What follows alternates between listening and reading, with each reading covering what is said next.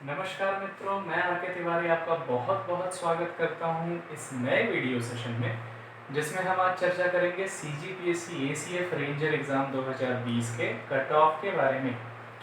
तो उससे पहले उम्मीद करता हूं कि आप सभी स्वस्थ होंगे, कुशल मंगल होंगे और इस परीक्षा की तैयारी में पूरी शिद्दत से जुट गए होंगे।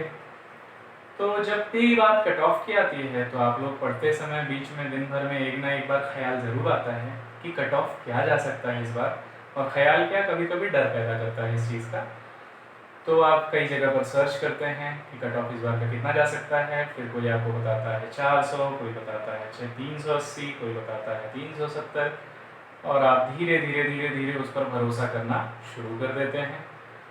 तो किसी भी अनजान शख्स पर भरोसा करने से अच्छा कि आत्मनिर्भर बनिए। आप खुद ही आकलन कर सकते हैं कि कट ऑफ कितना जा सकता है, जो कि आज मैं आपको सिखाऊंगा। कि आत्मनिर्भर बनिए और कट ऑफ ना केवल इस परीक्षा का बल्कि आने वाले किसी भी परीक्षा का कट ऑफ थोड़ा बहुत सोचकर, कुछ समझकर आप खुद से उसका निर्धारण कर सकते हैं। तो आइए सीखते हैं। तो कट ऑफ का निर्धारण होता है कुछ कारकों से, कुछ कॉजेस, कि क्या कारण है कि कट ऑफ बढ़ रहा है या बढ़ने वाला है या घटने वाला है, कुछ भी जो भी हो सकता है। तो उनके क्या क्या कारण होते हैं, तो क्या क्या कारक होते हैं कट ऑफ बढ़ने या घटने के। अच्छा, उससे पहले ये है कट ऑफ 2017 का, जो है आउट ऑफ 600 में से कितने नंबर हैं।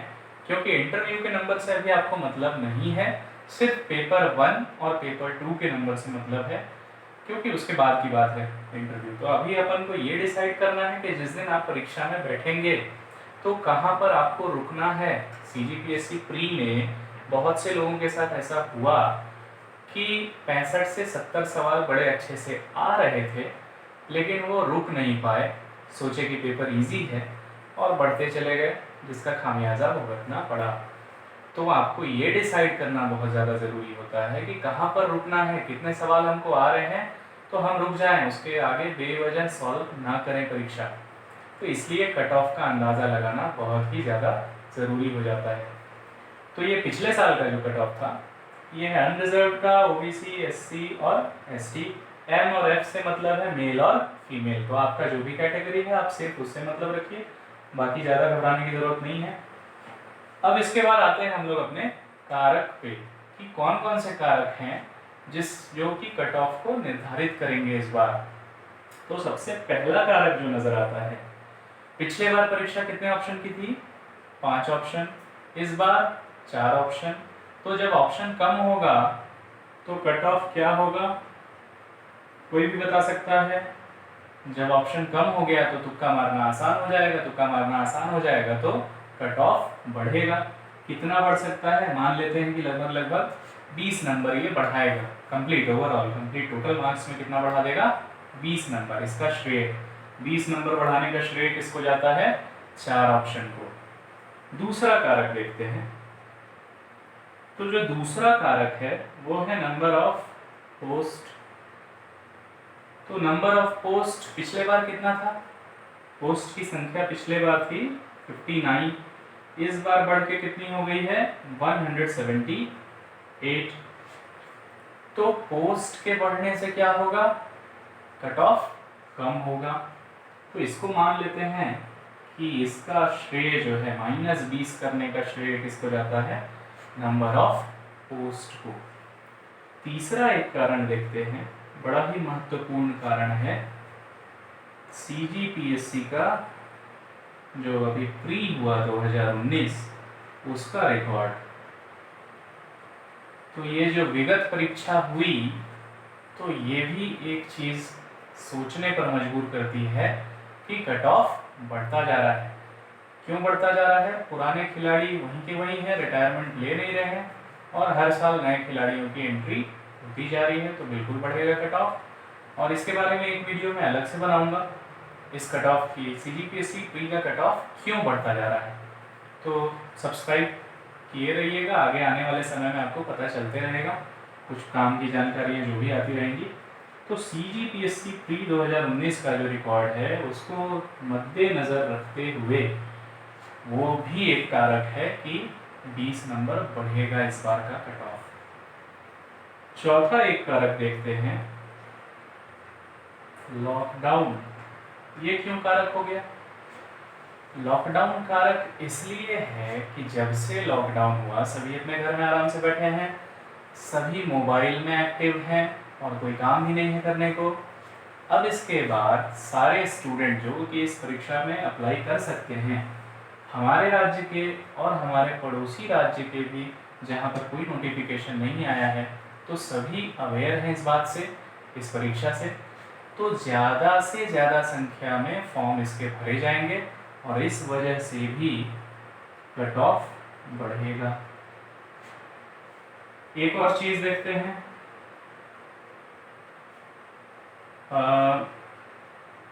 ईयरली, एक ये दूसरी चीज़ है, इससे हटके है कि ईयरली नंबर ऑफ एस्पिरेंट्स,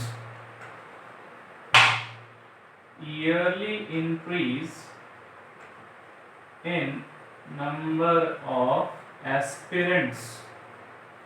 ये क्या है? वही बात है कि जब 2017 था, अब है 2020, तो 3 वर्षों के भी और जो ग्रेजुएट हो गए बच्चे वो भी आए। तो इस तरीके से साल दर साल परीक्षा को देने वालों की, उम्मीदवारों की संख्या बढ़ती जाती है। वही वाला बात है कि पुराने खिलाड़ी रिटायर नहीं होते हैं, उनको और अभी खेलना है और नए खिलाड़ी आते जा रहे हैं। तो जो ये ईयरली इंक्रीज है, ये भी एक कारक है जो कि 20 नंबर बढ़ाएगा। एक और कारण देखते हैं, वो है सिलेबस। सिलेबस पिछले और इस बार में क्या है, कोई अंतर है क्या? बिल्कुल है, वानिकी और कृषि जुड़ गया है। लेकिन मैंने पिछले वीडियो में भी बताया था, जिन्होंने पिछला वीडियो नहीं देखा है उसका लिंक यहाँ भी डिस्क्रिप्शन में रहेगा, उसको भी जाकर देखिए। उसमें ये भी पता चलेगा कुछ शॉर्टकट ट्रिक्स और टिप्स हैं कि कहाँ से पढ़ना है, कितना पढ़ना है, बड़े ही आसान तरीके से, ज़रूर देखिएगा उसको। तो सिलेबस जो चेंज हुआ इसका कोई भी फर्क नहीं पड़ेगा। मैंने उसमें भी कहा था कि पेपर 1 ही डिसाइडिंग है, पेपर 2 से कोई फर्क नहीं पड़ेगा, उसमें एक एवरेज नंबर जाएगा सबका। तो सिलेबस से कोई भी फर्क नहीं पड़ेगा, ना ही प्लस ना ही माइनस। तो अब ये इतने सारे कारक को हमने स्टडी किया और इसके बाद में कुछ निष्कर्ष निकालेंगे। +20 -20 तो हो गया कैंसिल, बचे कितने? 20, 20 और 20। तो ओवरऑल कट ऑफ में 60 नंबर बढ़ने का अनुमान है। 60 से ज़्यादा भी बढ़ सकता है, 60 से कम भी बढ़ सकता है, कोई भी कल नहीं देखा है, सिर्फ एक अनुमान है, +10 -10 हो सकता है। तो अब इस तरीके से 60 को उसमें जोड़ते जाइए जो पुराना कट ऑफ है। जैसे अगर अनरिजर्व की बात करें, ये 328 है, 328 यानी कि 330, और 330 में 60 जोड़ दीजिए तो लगभग 390। और किस्मत खराब हुई तो 400 410 तक भी जा सकता है, कोई बड़ी बात नहीं है, क्योंकि नंबर ऑफ एस्पिरेंट्स बहुत ज़्यादा मैटर करेगा अभी। तो ये होता है अनरिजर्व का। इसी तरीके से सब में जोड़ते जाइए। ये 308 है तो इसको अपन 370 कर सकते हैं, 380 कर सकते हैं, 60 और 70 जोड़ रहे हैं। इसके बाद ये 80 का देख सकते हैं, ये 275 हुआ मान लेते हैं, और 275 में 25, 300 और 335, तो लगभग 335 से 345। और यहाँ पर अगर हम देखें तो ये इसको 250 मानते हैं, तो ये हो जाता है 310 से 315 के आसपास। तो इस बार का कट ऑफ लगभग इतना रह सकता है। एक जनरल बात करूं कि अगर जो अनारक्षित, जो भी जनरल वाले हैं, वो 100 सवाल अगर सही नहीं करेंगे तो सेफ साइड में नहीं रहेंगे, तो उनको बहुत ज़्यादा ज़रूरी है कि 100 सवाल सही करें। ओबीसी के लिए भी कोई खास फर्क नहीं पड़ रहा है, उनको भी 90-95 सवाल सही करने ही हैं हर पेपर में। एससी का अगर बात करें तो ये है 350 का मतलब 340 को डिवाइड करें अगर अपन, तो हर पेपर में 80 गुना 160 और 120, 85 सवाल इनको भी सही लगभग करने हैं। और इसी तरीके से यहाँ पर 75 से 80 सवाल सही करने ज़रूरी हैं हर पेपर में। तो ये सब चीज़ से अब आप अंदाज़ा लगा लीजिएगा कि कहाँ पर आपको परीक्षा में रुकना है। और एक चीज़ का है कि ये जो आजकल टेस्ट सीरीज का मैंने देखा कई जगह कि टेस्ट सीरीज का निकल चुका है टाइम टेबल। लोग जुलाई अगस्त, अभी कुछ तो मैंने देखा कि जुलाई से ही शुरू कर दिए हैं टेस्ट सीरीज। टेस्ट सीरीज क्या होता है कि कई 20 या 25 एग्जाम्स का टेस्ट सीरीज होता है कि इसका प्रैक्टिस करिए, तो 15 जुलाई से ही शुरू है। और हमारे एग्जाम का डेट है 20 सितंबर 2020, जिसमें कि संशय है जब तक कि रेलवेज और रोडवेज शुरू नहीं होंगे तब तक कि एग्जाम कंडक्ट नहीं होगा। तो थोड़ा मोड़ा चांस है कि एग्जाम का डेट आगे शिफ्ट हो जाए। तो मेरे जितने भी स्टूडेंट्स हैं जो सक्षम हैं, बिल्कुल टेस्ट सीरीज वगैरह ज्वाइन करिए, और जो सक्षम नहीं है वो घबराइए नहीं। ये कुछ भी नहीं है, जैसा मैंने पिछले वीडियो में बताया था कि जो मल्टीपल चॉइस क्वेश्चंस होते हैं, मल्टीपल चॉइस क्वेश्चन पिछले आए हुए, और हर टॉपिक को सर्च करिएगा, जो भी टेस्ट सीरीज लेगा वो भी यही करेगा, उनको निकाल कर दे देगा। ठीक है, तो टेस्ट सीरीज के नाम से ऐसा घबराना नहीं है कि हम भी ज्वाइन करें। जो सक्षम है बिल्कुल करिए, कोई दिक्कत नहीं है। बाकी तो इनका काम ही है, एग्ज़ाम का डेट चाहे जो भी हो उससे पहले कम से कम हम कमा के निकल जाए, तो ये मकसद रहता है।